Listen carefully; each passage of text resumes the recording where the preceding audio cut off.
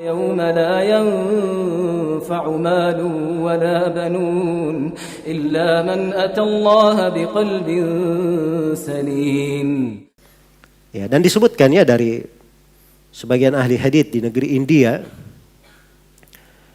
tiap kali dia duduk di majelisnya, dia berdoa, semoga Allah melaknat orang-orang Wahabi.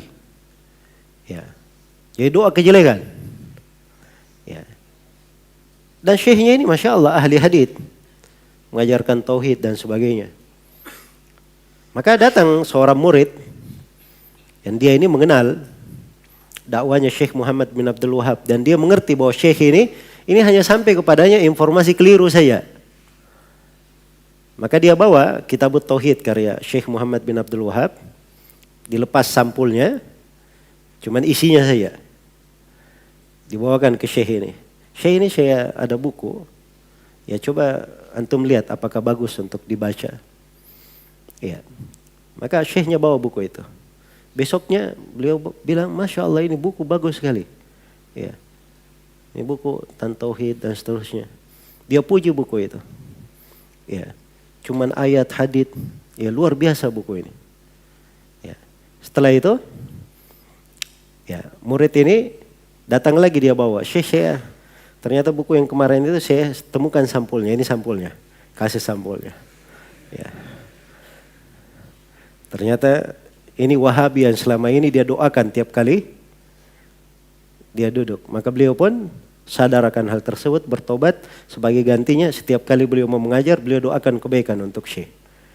Nah, ada orang-orang yang seperti ini, ya, dia bagus tapi dimasukkan padanya informasi keliru. Ya, sebab informasi Wahabi itu sudah ada di semenjak akhir pemerintahan Turki. Ya.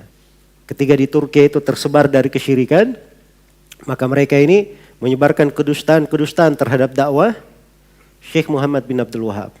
Inilah yang diambil oleh orang-orang kafir di berbagai penjuru dunia yang tidak senang dengan dakwah tauhid.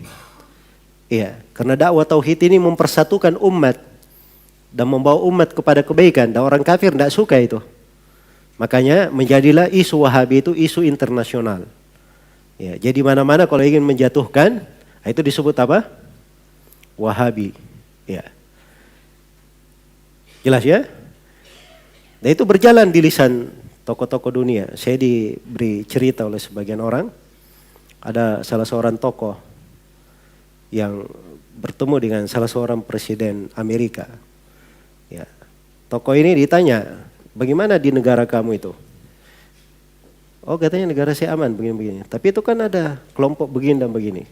Kata tokoh ini enggak ada masalah dengan kelompok itu. Enggak. Di situ ada si fulan, dan si fulan ini Wahabi. Ya. Jadi orang ini saja George Bush ini, dia tahu si fulan Wahabi coba. Jadi ini memang isu yang memang berjalan di tengah mereka, dan begitu cara mereka memasukkannya. Ya, karena itu kalau ada yang memakai isu-isu yang seperti ini itu sudah biasa. Itu basi sudah. Iya. Dan kalau ingin memperbaiki, jangan main tuduh-tuduh aja. Wahabi, Wahabi. Terangkan Wahabi itu apa? Kesesatannya di mana? Kalau memang sesat, ayo kita perangi. Di mana sisi kesesatannya, kan begitu. Ya, kalau diarahkan kepada misalnya Syekh Muhammad bin Abdul Wahab, atau diarahkan kepada negara tauhid Saudi Arabia, ya, ini buku-buku mereka ada, karya-karya tulis Syekh ada. Tunjukkan di satu tempat saya dia menyelisih tauhid yang benar. Ya, dan ini tantangan sudah sedemikian lama, hingga hari ini mereka tidak bawa apapun di situ. Ya, mereka tidak ketemukan kekeliruan Syekh di dalam pembahasan akidah. Kalau pembahasan lain, pembahasan fikih, orang bisa silam pendapat di dalam pembahasan apa?